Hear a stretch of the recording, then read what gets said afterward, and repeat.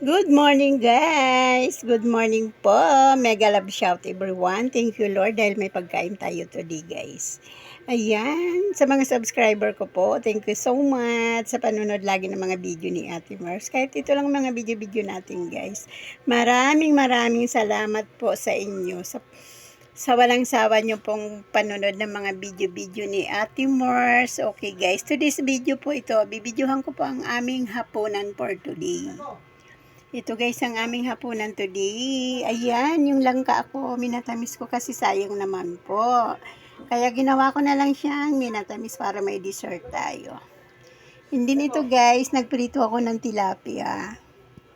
Kasi alam nyo naman, napakaginto ng isda ngayon. Ito lang yung pinakamurang isda. So kanina kasi guys, nagalunggong kami kaya tilapia naman ngayon. And then, sobrang ginto po rin ng gulay natin guys, pero kailangan natin talagang kumain ng gulay. Kahit na mahal po, so kailangan po natin ng gulay, kaya bumili na rin po ako ng gulay. Ayan, hindi ito guys, pakbit na gulay to, pero walang bagong to. Ginisa ko lang po talaga siya, walang sahog na karne, kasi nagtitipid nga si Ate Mars. Ayan, pero nilagyan ko po siya ng konting hipon.